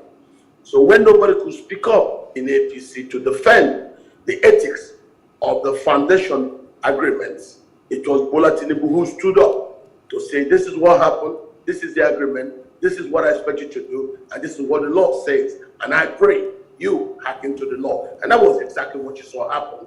So those who were testing the waters understood that if Tinubu was going to throw the laws at them, and nobody was that, for the sake of peace, let us stay in line with law. That's why we're having the votes being counted right now. If not, there will be no vote counting. It will just be a ceremony to coronate Mr. Ahmed Lawal, as President Buhari and the party chairman sought to do. So it is good that we're here, and the more he speaks, the more we will hold him to those words, the more we will listen carefully for what is it that he is saying, and what is it that the opposition people in the party are saying to the powers that be. I welcome what he said. I also like to what said. His one speech was actually very strong. We'll come to that in a jiffy. Dr. Kach, apologies, sincere apologies. We'll come to Bonoyaono's speech, one of the highlights of the night. I'm sure you would agree. But let's go over back to the Hill Square to listen to what the next major contender to speak, being the Minister of Transportation, or former Minister of Transportation, and former Governor of Rivers State, had to say, Rotimi Chibuike Amechi. Your Excellency, in my 57 years of existence, I want to tell Nigerians and the delegates who are here, don't vote for me if I'm not qualified. Your Excellency, I want this debate or discussion or campaign to be about our referendum, to be a referendum on our performance. Your Excellency, I am the most experienced of all the candidates.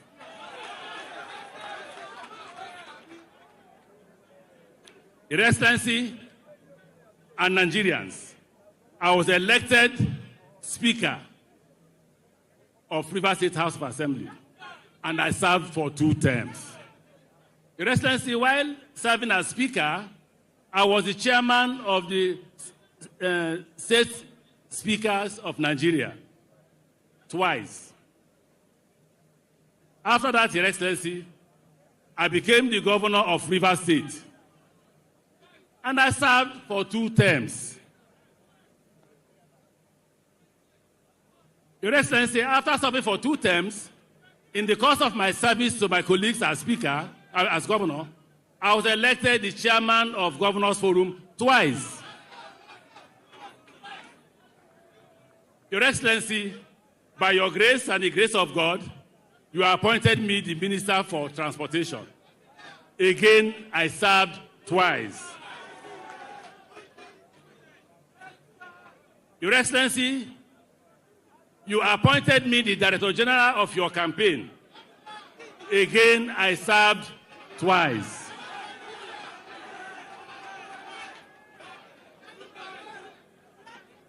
Your Excellency, the first Nigerian in the history book of Nigeria to have, in conjunction with others, not alone, led a campaign that removed the sitting government to bring in the opposition. Everybody in the party will attest to the fact that I, Chibuike Rotimi Amechi, worked very hard, sleepless nights, to ensure with others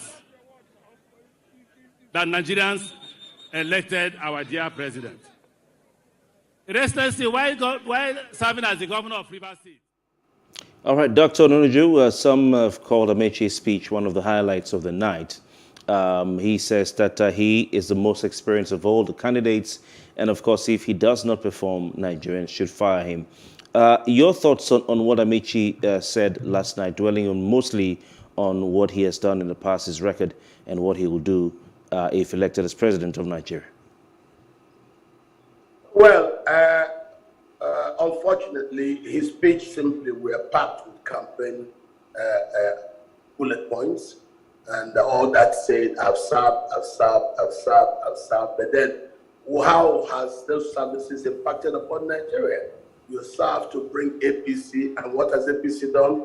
Divided the country, undermined the country, and our country is at its most divisive period in our history. So, yes, you were part of the APC, but you were not able to control events when they got out of hand, and Buhari couldn't control it. And today, we are ranked as the most violent society in the whole of Africa. Well, Dr. Ononuju, to be fair to the man, he talked about his record, first of all, as Speaker of the Rivers State House of Assembly, where he became not just Speaker, but chairman of the Speakers of Houses of Assembly in the country.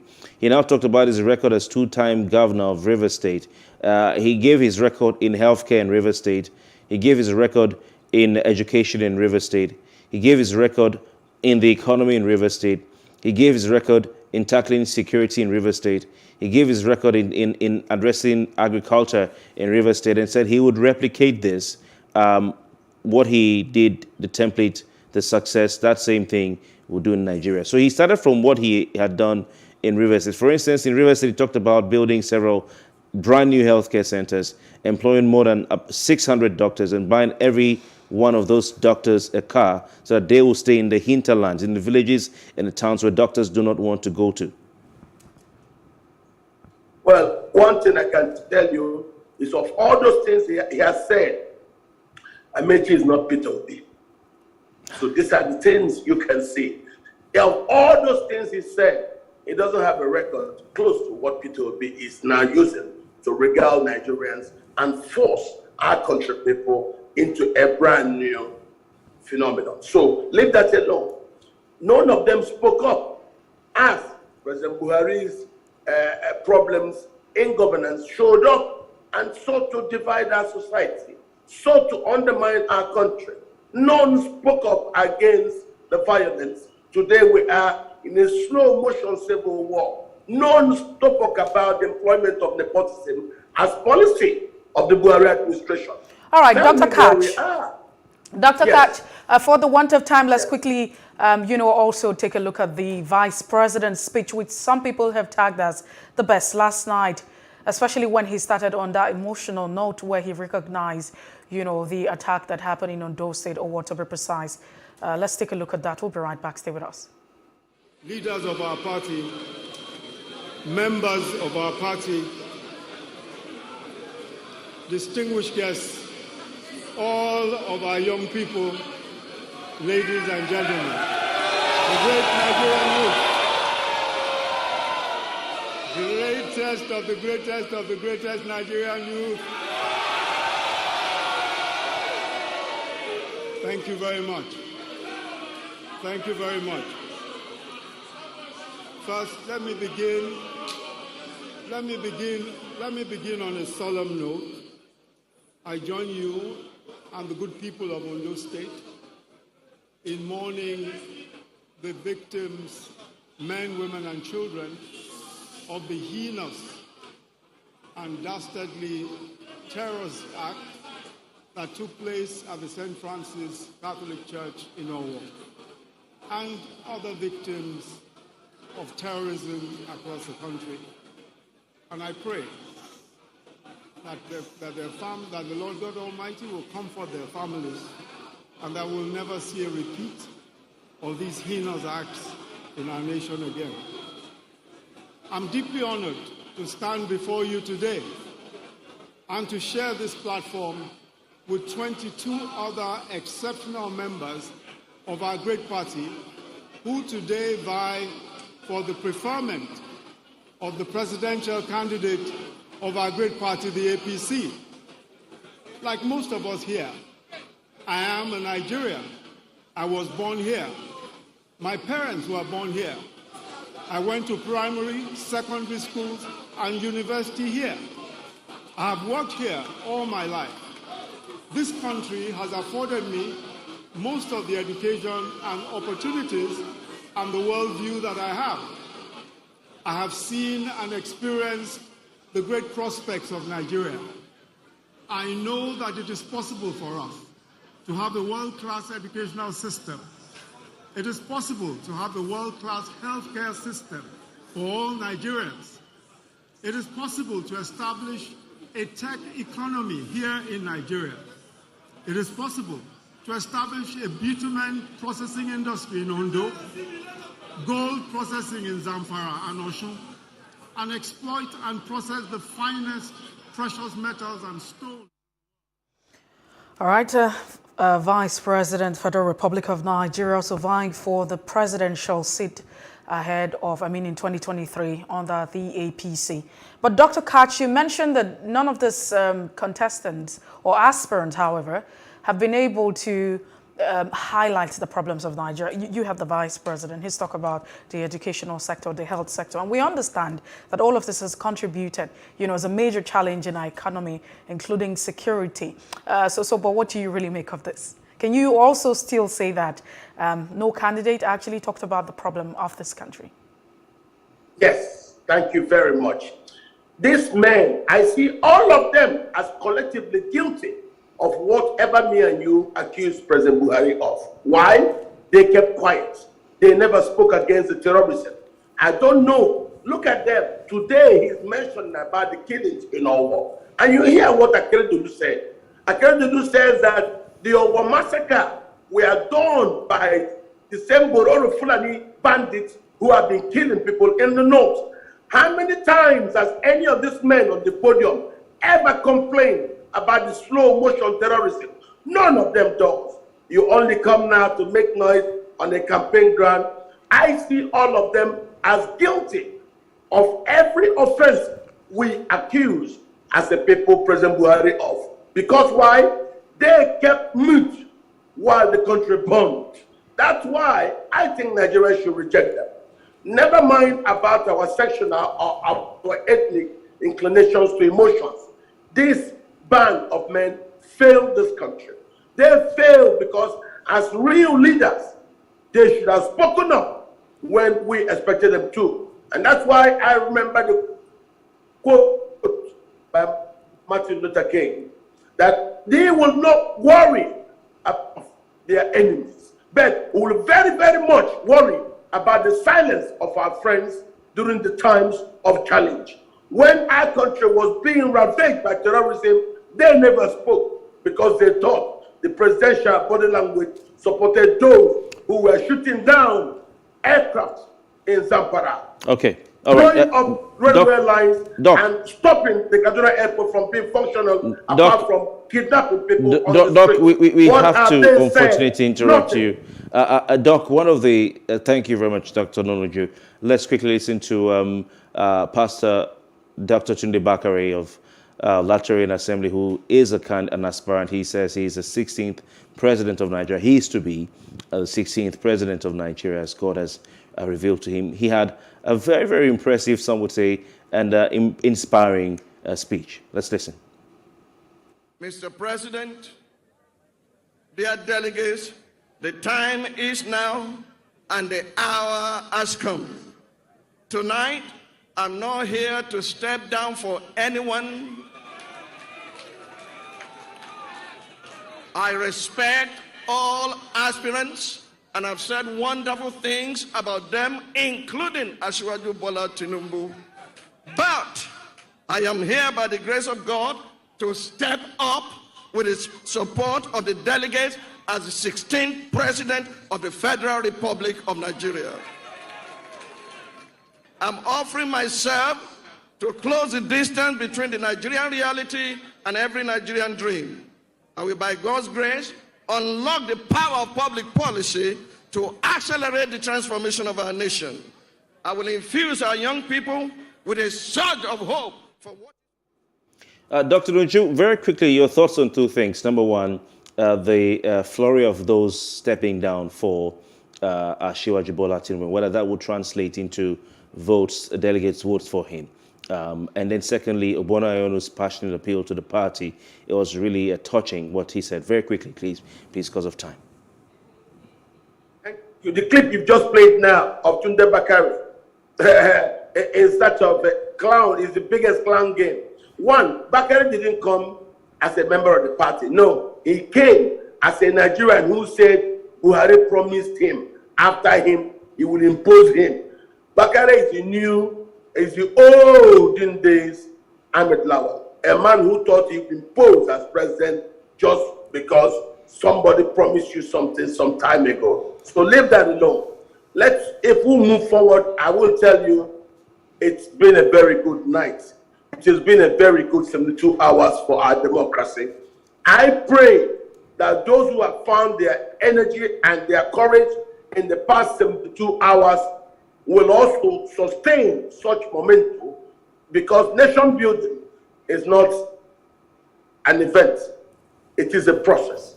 And I also love that the same way Tinubu cries out against justice being meted to him, that he also learns to cry when justice is being meted to anyone.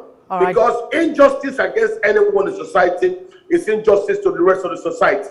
We have to go. Dr. Riju, thank you very much for your time. Yes. Fortunately, we run out of time. There's a lot to talk about.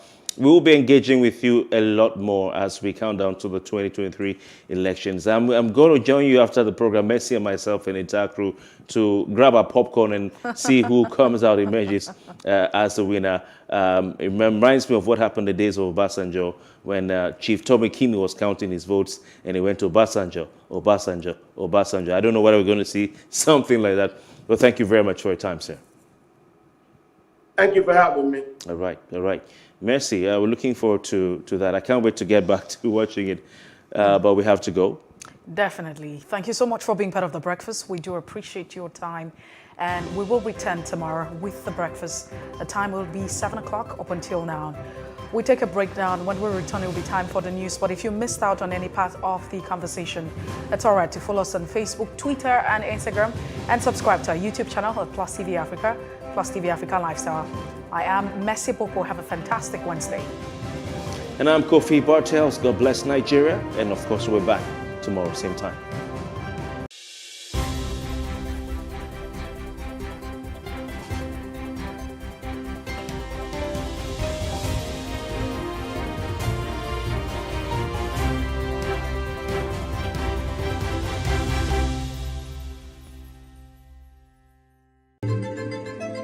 Nigeria, by extension, Africa, is faced with a lot of challenges. The growing youth population with little engagement, that is a ticking time bomb.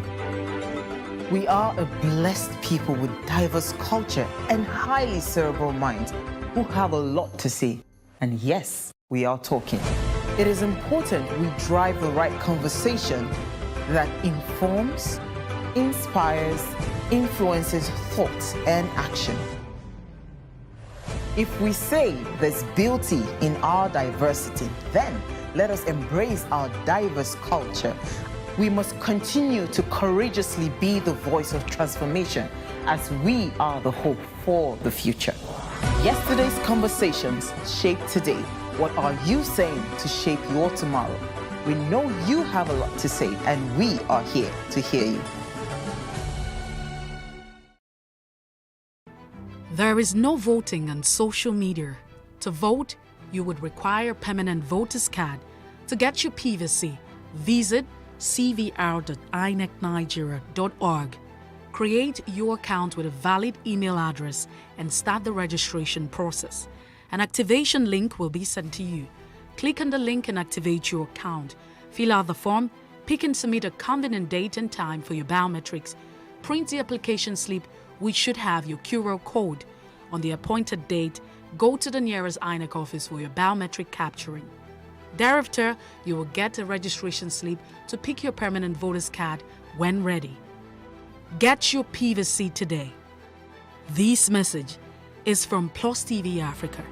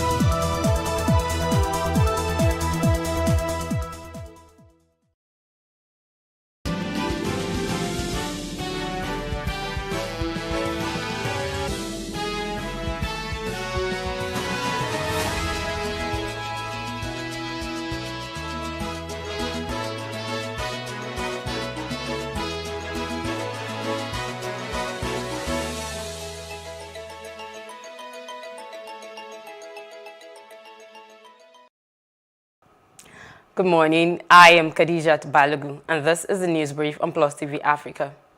Voting has begun in All Progressives Congress presidential primaries in Abuja for the 2023 flag bearer of the party.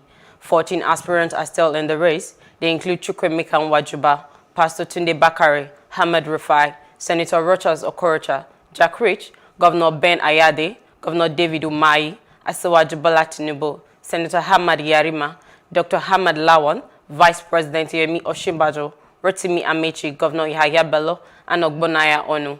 9 aspirants had earlier withdrawn from the race, including Uju Kennedy Oneye, Dr. Felix Nicholas, former Governor Godswill Akpabio, former Governor Ibikunle Amosu, former Speaker Dimeji Bankole, Senator Ajayi Boniface, Governor Muhammad Badaru, Senator Ken Namani, and Governor Kayode Fayemi. President Muhammadu Buhari has urged members of the All Progressives Congress to remain united and avoid acrimony, rallying delegates at the special convention to consider voting for the presidential candidate with the best chances of securing victory in the 2023 general elections. In his address at the Eagle Square in Abuja, the venue of the special convention, the president said the critical task ahead of the Abdullahi Adamu-led National Working Committee remains to continue to forge the unity of purpose among members and to keep securing needed compromises in the interest of the party. And our newly emerged party flag bearers, so far for the 2023 general elections, and urge you to be magnanimous in victory, particularly towards your fellow aspirants who conceded to you. I urge you at all times to abide by the party rules and follow party reconciliation processes. In every competitive event, there are bound to be winners and runners-up. And as such, all the aspirants who lost or conceded at the primaries, I equally urge you to maintain the spirit of sportsmanship and to stand by our great party for the next challenges ahead. As we go into presidential primary, I urge all to keep to the same spirit. We must avoid acrimony and maintain the spirit of sportsmanship. The critical task ahead of the Abdullahi Adamu-led National Working Committee remains to continue to forge for the unity of purpose among party members and to keep securing needed compromises in the interest of our great party.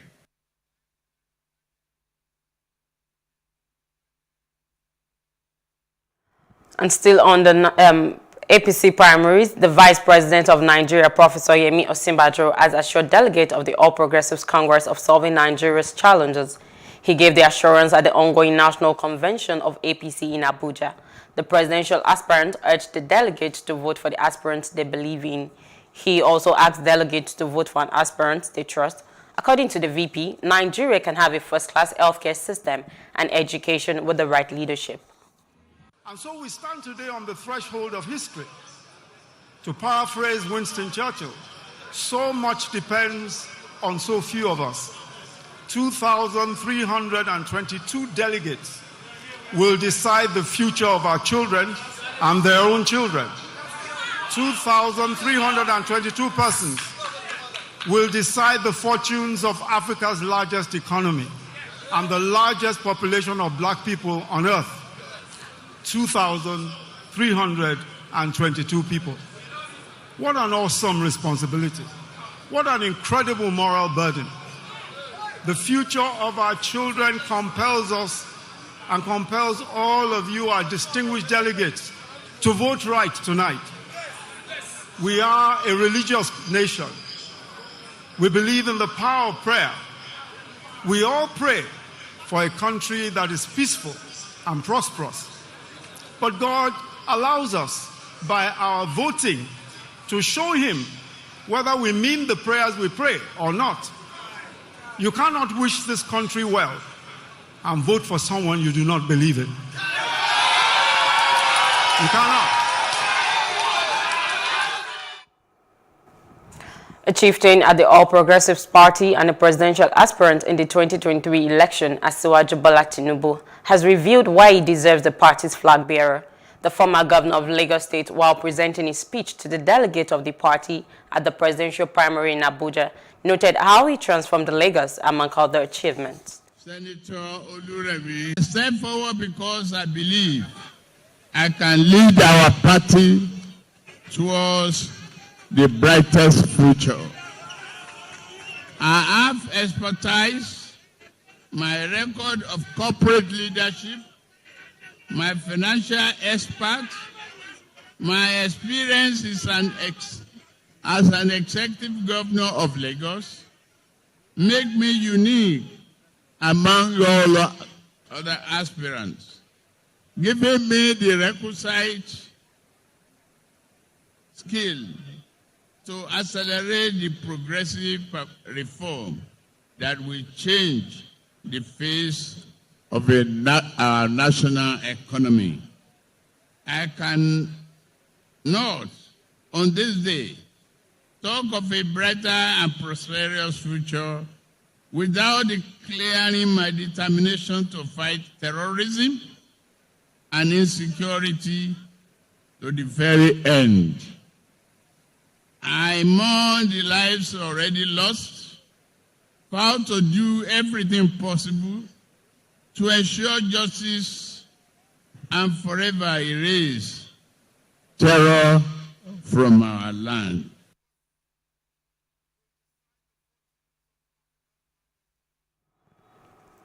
Meanwhile, the presidential hopeful of the All Progressives Congress, Bola Tinubu, has secured the support of some of his fellow aspirants to get the party's ticket as they took turns to announce that they were stepping down for him. First of the presidential aspirants to announce his withdrawal from the primary to support his co-contender in the race was Senator Godswill Akpabio. He explained that he took the decision to step down for the APC chieftain in the interest of the party and the nation, and asked his supporters to pitch their tent with the former Lagos State governor. Similarly, 6 other aspirants announced their withdrawal from the contest for the APC presidential ticket and subsequent support for Tinubu. Their former governor of Ogun State, Ibukule Amosun, Governor Kayode Fayemi of Ekiti State, former Speaker of the House of Representatives, Demeji Bankole, Governor Abubakar Badaru of Jigawa, Senator Ajayi Burfis, and the only female in the contest, Uju Ken Hoaneyen. A presidential hopeful of the APC, Nicholas Felix, has stepped down for the vice president, Professor Yemi Osinbajo, to emerge as the party's candidate in the coming elections. Felix, a Nigerian pastor based in the United States, announced that he was withdrawing from the contest to support the vice president's presidential ambition on Tuesday in Abuja. He was addressing a crowd of APC faithful comprising party leaders, delegates, and other supporters at the Eagle Square, the venue of the presidential convention in the nation's capital. Understand, we must think about the people who are dying every day. We must think about those who have just been killed. I understand that we must think about the youth. After careful consideration, I looked at it. If you look at it very carefully, we have the North, we have the South. And I thank God for all our northern governors. For what you guys did, I throw a salute for you all.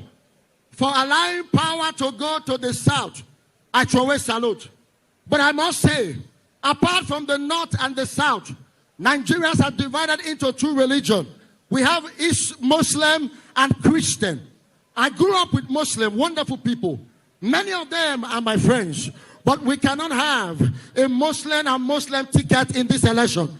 And that's why I have decided to step down and show my full support to His Excellency, the Vice President of the Federal Republic of Nigeria, Professor Yemi Osinbajo.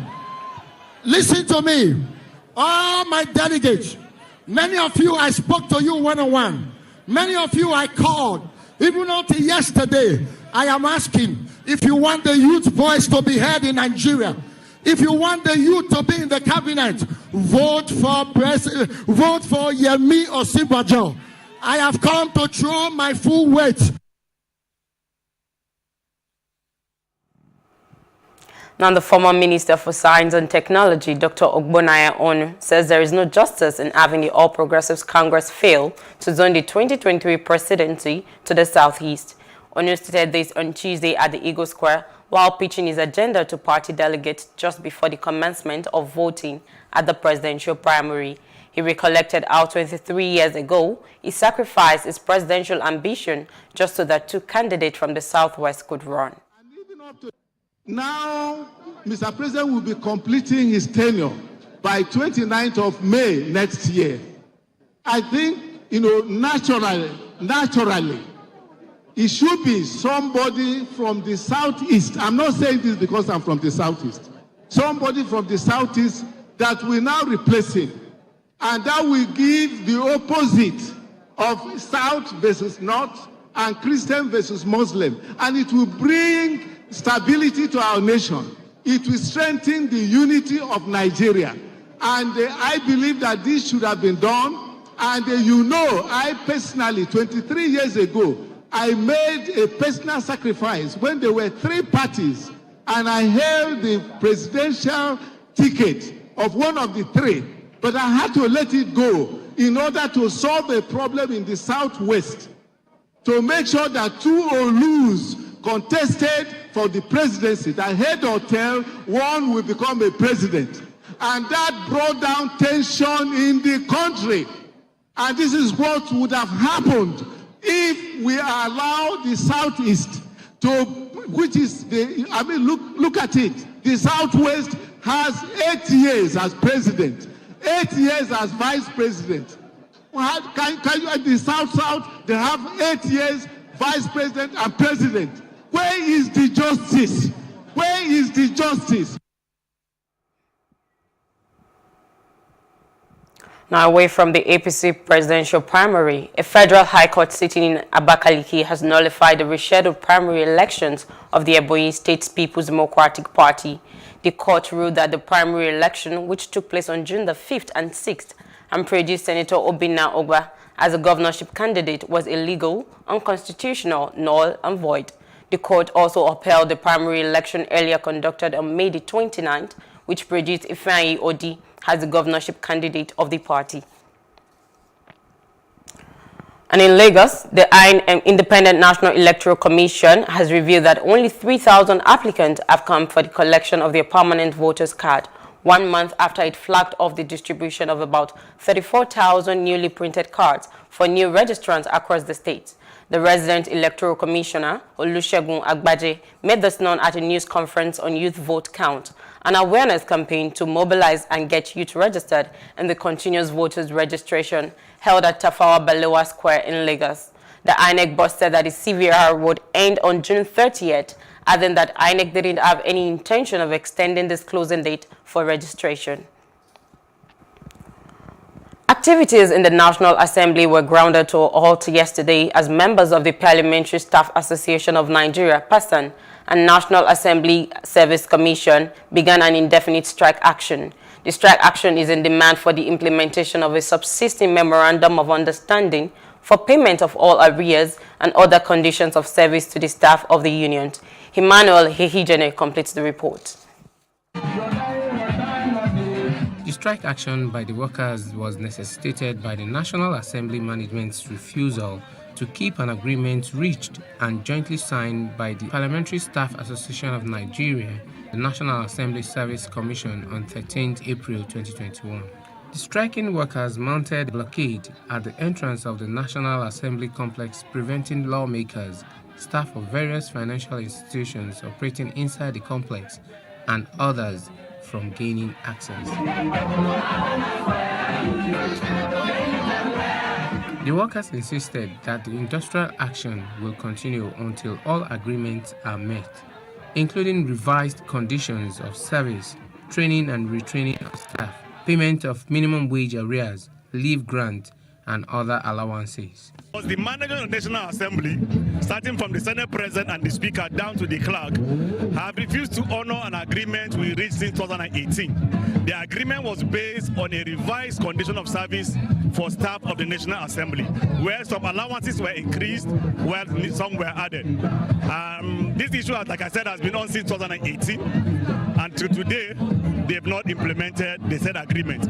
They started with some of the allowances last year, but by January this year, they stopped all payments, claiming that the Salary and Wages Commission has not approved those allowances. Efforts by an official from the Human Resource Department of the National Assembly could not assuage the protesters. This management is not out to deny us of anything.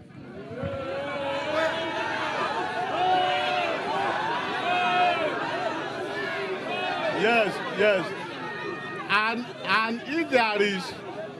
if there is anything that the management is hiding, I don't think management will agree to say that you want to have interface with the entire staff of National Assembly and the Commission. Let us look, no matter how difficult a situation is, we need to sit down, discuss it. We are not talking of another negotiation. That is not what I'm talking about. Nobody is talking about negotiation. But no matter how difficult a situation is, it is only when we have a meeting ground for us to sit down together and talk. The unions directed all members to stay at home from today in furtherance of the indefinite strike. And moving on to other parts of Africa, the heads of the armed forces of the East African Community have met in Goma to discuss the situation in the Democratic Republic of Congo, where clashes between the M23 rebel group and the army have displaced tens of thousands in recent weeks. Representatives of the DRC, Burundi, Kenya, Uganda, South Sudan, and Tanzania, as well as the head of MONUSCO United Mission in DRC, attended the meeting. Rwanda, which is also a member of the EAC, was absent. One of the main aims of the meeting was to establish a regional joint force to contain and combat all negative forces destabilizing the country. And outside Africa, the United States Special Representative for North Korea, Song Kim, has said that North Korea could conduct a 7th nuclear test at any time and has shown no interest in returning to negotiations. He told reporters that the country has launched an unprecedented number of ballistic missiles this year, and its officials have also used rhetoric that could suggest plans for the use of tactical nuclear weapons. Kim reiterated U.S. assessment that North Korea was preparing to conduct a 7th nuclear test. A United States woman has confessed to leading an all-female squadron for the so-called Islamic State group in Syria, as well as plotting attacks on American soil. Alison Fluke-Ekron pleaded guilty to one count of providing support to the group and admitted to training over 100 women and girls for violence. The mother and teacher turned IS leader left the U.S. in 2011 and worked with a terror group in Libya before Syria. She faces a maximum of 20 years in prison at her sentencing in October. Fluke-Ekron, 42, a former biology student and school teacher, traveled to Syria to join the group after living in Egypt and Turkey. While with IS, she led Katiba Nusayba, an all-female battalion based in its de facto capital of Raqqa, Syria.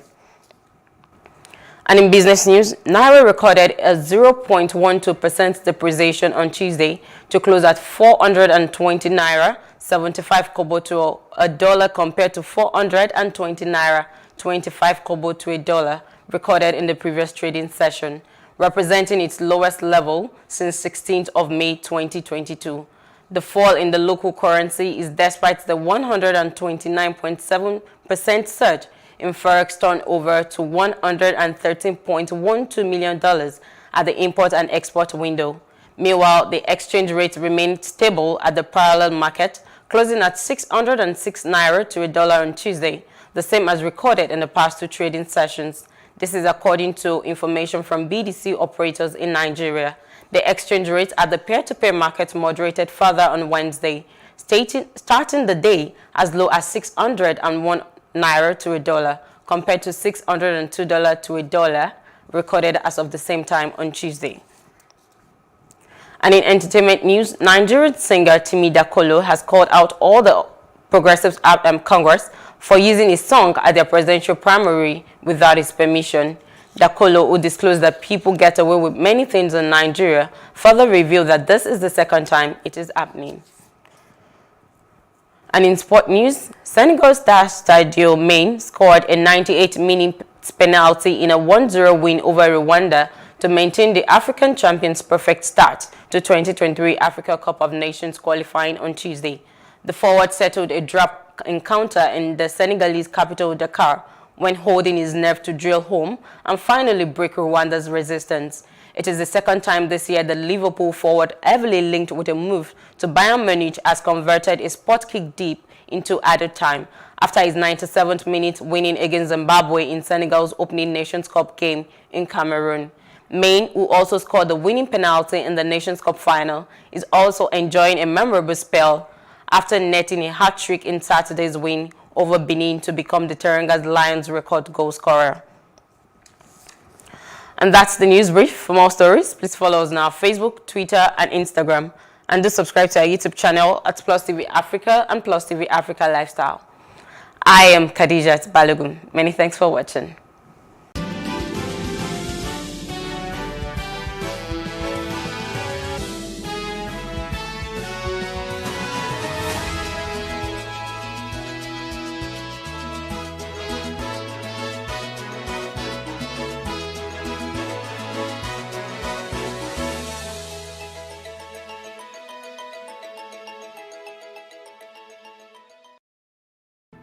There is no voting on social media. To vote, you would require a permanent voter's card. To get your PVC, visit cvr.inecnigeria.org. Create your account with a valid email address and start the registration process. An activation link will be sent to you. Click on the link and activate your account. Fill out the form, pick and submit a convenient date and time for your biometrics. Print the application slip, which should have your QR code. On the appointed date, go to the nearest INEC office for your biometric capturing. Thereafter, you will get a registration slip to pick your permanent voter's card when ready. Get your PVC today. This message is from Plus TV Africa.